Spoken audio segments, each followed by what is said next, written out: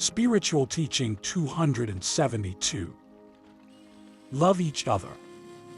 1. I bless you, Israel, and in you I bless present and future generations. You are my beloved disciples, those who have known of my revelations and mine innates at all times. I have sent you to earth in a new reincarnation. But before I have prepared and warned you, telling you how humanity of this time is. I have talked about its materialism and confusion, and you have asked yourselves, if you can fulfill your mission, and how can you penetrate my word that is subtle essence, that is tenderness and light, in those hearts hard as rock? The Master teaches you to fight. It turns you into peasants and gives you hearts as lands that you must prepare, cultivate, and make fruitful. 2. When you hear my word through man and call you Israel, your spirit is shaken. Your fragile matter was ignorant of these revelations, but the Spirit knows and recognizes his mission. I tell you that you are designated to collaborate in my work, and you must watch over your steps. Do not descend. Do not materialize. Be confused with the crowds, because you are superior to your brothers. Work in silence, that only love and charity distinguish you from your fellow men. 3. Your presence will dispel darkness. And if you close your lips because you do not find a propitious occasion to speak of my teaching, your spirit will speak and you will do light and justice among your brothers. 4. In this time of pain I have come to comfort you. All spirits know that the day of their liberation will come, and they wait to see your salvation. They do not know in what form it will come, but they wait and question the arcana. 5. You people have the confirmation of everything that had been prophesied, and you must bring this light to humanity. Tell him that I love her and that in every moment of life that I give her, I manifest my charity and my power. Help her to perfect herself. Tell her that you seek me with purity, that you love me in spirit. 6. I will communicate with her when you, my peasants, have prepared her heart. I will scatter you, and in you I will put my spirit to make my word reach men of all races and beliefs. Because I lead humanity to a single end, to the only truth. 7. Men are stumbling on the obstacles of a road, mourning and suffering. And all this is due to restitution and to the justice that has come to transform them, according to my will. I want my children to love me as a father and spiritualize so that you may live in peace. 8. When a great trial reaches your heart, you ask me with disagreement, is it written in my destiny that I have to rush this pain? Is it my refund? Is it your will, Father? And I tell you, nothing moves without my will. There are in your destiny many tests that you have to rush. Some will be the consequence of your faults to my law, other they will go from my spirit to yours. However, they are all just, even if you judge them unnecessary. If you watch and study, they will speak of my perfection and my love. Have hope and faith even in your older days that bitterness and trust, the next day will be better, that the sun of my love will illuminate your spirit and matter, and that your reason and intuition will be clear and you will be led to a good end. When you reach the end of your journey, there will be peace in you and joy in the Father. After each trial you will know your strength, and I will receive the fruit of it, according to the love you show me. 9. Humanity. Welcome the third age, in which men will find spiritual wisdom. It is the age in which you will feel me through faith, intuition, and spirituality. Do not wait for my presence in human form, nor look for my wounds to sink your fingers into them to believe in me. 10. Everything will be spiritual at this time. 11. The time has come for you to conceive and feel me as spirit, leaving all your materialism behind. 12. Woe to the peoples who persist in their idolatry, in their fanaticism, and in their routine. They will not be able to contemplate my light, nor will they feel the infinite joy of awakening the spirit. 13. Certainly my doctrine will move the world, but when the struggle has ceased, the true peace will be felt on earth, that which comes from my spirit. Only the foolish, the reluctant of understanding, and hard of heart will continue to suffer. 14. An invisible world floats and vibrates over humanity, a world of beings of light, in front of which is Elijah, guiding and ordering everything. 15. Blessed are those who are sensitive to that heavenly influence. 16. In all the peoples of the earth there are men whose spirit was sent to help the spirit world in its work. What will become of them if they let their hearts turn into a rock insensitive to spiritual inspirations? Would have to drink a very bitter cup to return to the path from which they left. 17. For me the repentance of a being, his regeneration cannot be impossible, or their salvation. It would not be almighty, and man would be stronger than me. Do you conceive my power inferior to the force that evil has in men? Do you consider human darkness superior to divine light? Never. Your heart tells me. 18.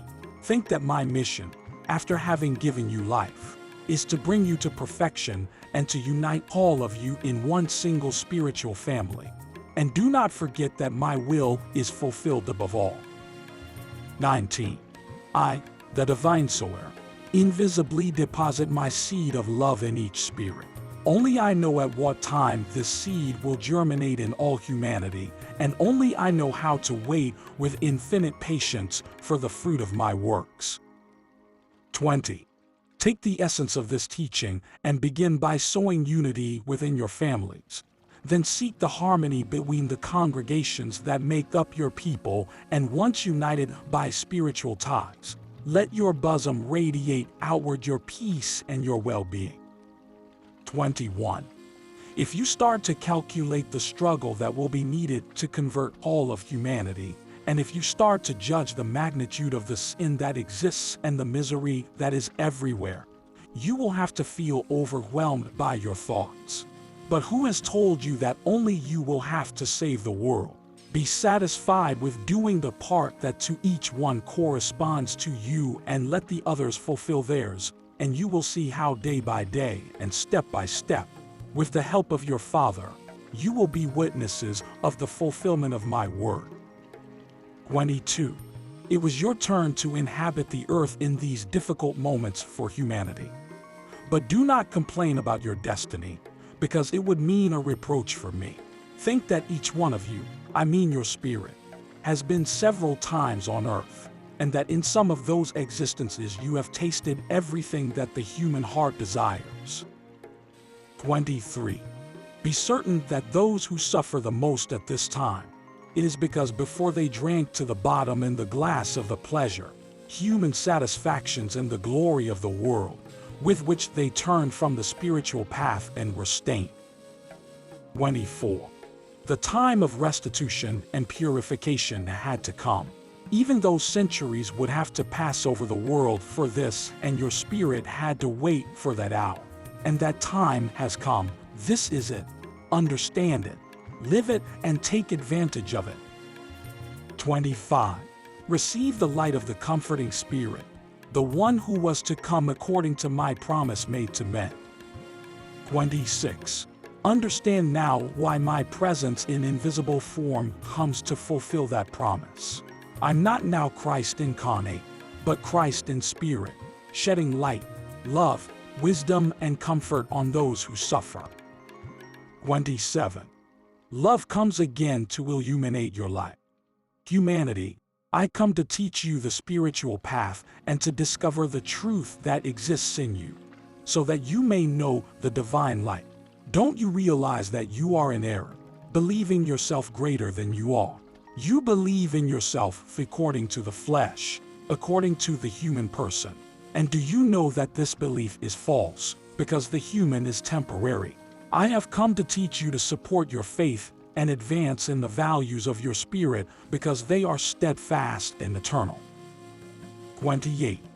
You have believed that you are only matter and that only this world exists, and that is why you cry so much in life and your struggle is anguished and desperate. 29. Your materialism has converted the Eden that I entrusted to man into a hell. 30. False is the life that men lead. False their pleasures, their power and their wealth. False their wisdom and their science. 31. Rich and poor worry about money, whose possession is deceptive. Worry about pain or disease. The idea of death shudders you. Some fear losing what they have, and others yearn to have what they never have possessed. Some have plenty of everything, while others lack everything. But all these struggles, passions, needs and ambitions, they only speak of material life, hunger of the body, low passions, human desires, as if they actually lack spirit. 32. The world and matter have temporarily defeated spirit, beginning by reducing it to slavery, and they ended up nullifying their mission in human life. How are you going to realize for yourselves that this hunger, that misery, that pain, and that anguish that depresses your life are but the faithful reflection of the misery and the pain of your spirit? 33. It was essential that I come to discover the truth that exists in you and that you have not wanted to look at. But I have arrived. I am with you, and I will teach you in principle to listen to the message of your conscience that you had long held back. 34. You will soon realize that life is not cruel to you men, but you who are cruel to yourselves. You suffer, and you make suffer those around you, for lack of understanding. You feel lonely, you see that nobody loves you, and you become selfish and hard of heart. 35. It is when I come to make my voice heard that tells you to rise up, so that your feelings, that you do not see baseness and filth, but miseries and needs to forgive and alleviate. 36. Raise your mind and your gaze to the eternal so that you are filled with pure thoughts. 37. In infinity, which is the space of the spirit, vibrates light, high thoughts and true peace. Come up to there and strengthen yourselves in those regions. As long as you do not ascend, you will continue to get sick. You will continue to fight without recognizing yourself as brothers. 38. This materialism has alienated men. The seed of division has multiplied in such a way that it is not peoples with peoples that are unknown, but even parents with children and brothers with brothers. 39. At least you people who feed on my doctrine, get up from the mud, learn to love and forgive. Do not encrypt all your tranquility and happiness in the world of matter. Divide your cares and ideals between the spiritual, trying to give each part the right. 40. Stop believing that you are going to do everything for matter. Understand that to rise to God, you can only do it with the Spirit. 41. How can it be fair that you eternalize yourself in the belief that with material works you are going to work glory to your spirit? Realize all your mistakes and errors. If, as you live materialized, you believe that is the end for which you were created, truly I tell you that the awakening of your spirit to the truth will be very bitter. 42. God wants obedient children, not slaves, and you are only slaves of your passions and those of others. 43. You are like lost birds that, instead of chirping, groan in anguish. You no longer bless the day's benefits that I give you. You no longer bless my name every time my charity reaches you. 44. You feel faint because you have entrusted yourself to the forces of matter, but matter is weak. You will be strong when you can understand the great mistake of considering the world as the true kingdom of happiness. At the moment of enlightenment and understanding, the spirit will feel ashamed of smallness, because in the matter was dwarfed. He did not want to be the condor that conquers the heights. He preferred to imitate those birds that they need darkness to dwell in them because the light blinds them. 45. My doctrine must be well understood so that you understand that it does not come to teach you not to know human life, but to live the true one, but with your gaze, your mind and ideals in the eternal. 46. Today your spiritual ignorance is so great that when you remember those who have gone to the hereafter, you say, "Poor, he died and had to leave everything and left forever." 47. If you knew with what compassion they see you from the spiritual world, those beings, when they hear you speak so, pity is what they feel for you in the face of your ignorance. Because if you could contemplate them, although if it were for a single instant, you would remain speechless and amazed at the truth. 48. You are going to cry before the inert remains that remained in the bowels of the earth. And while you fill flowers and water the slab that covers them with tears, those who freed themselves from these matters and inhabit the kingdom of freedom and light, they say, "Oh, poor matter, how much I loved and defended you, how much I procured you in honors and transient joys, vanities and grandeurs, and now you are only a handful of ashes in a dark grave." 49. All of you meditate on my lesson, and you will see in it, explained with extreme simplicity, the mysteries that you have not wanted, so far, to know. 52. Much is what your spirit needs. Analyze. How many times a day do you feed your body? Yes, one of those foods you end up lacking, you feel weaker. And your spirit, how many times a day do you feed it of my word? 53. Understand how great is the hunger and spiritual thirst of humanity in the midst of the aridity of your existence, and thus you will justify my presence in spirit, to explain my truth to you and console you in your great afflictions. 54.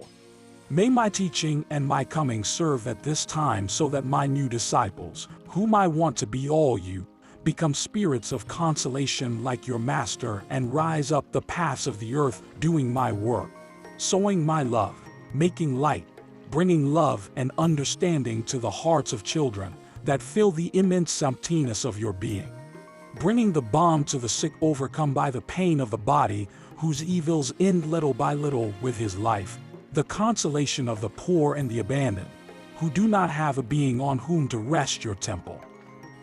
55. When you see the reality of those great sufferings, you will compare and bless your pain that you believed which was the greatest, and you will say, "Lord, for all that I have, I should be happy." 56.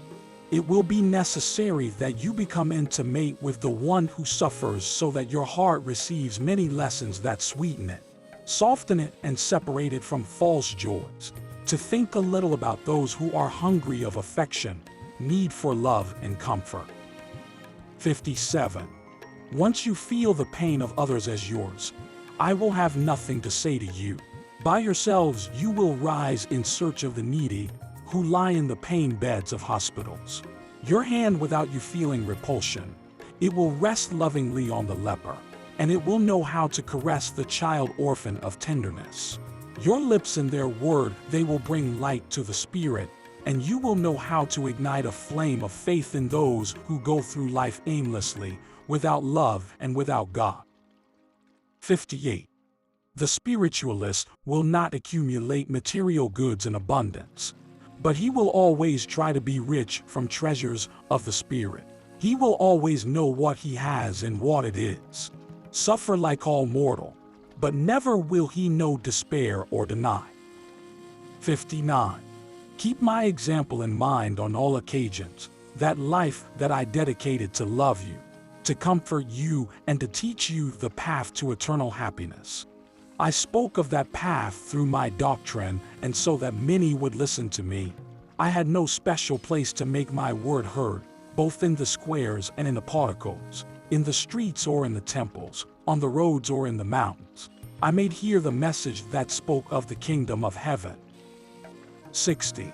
Always be prepared with your saddle back full of merits made in the fight, so that my call towards the other life, in no hour it surprises you.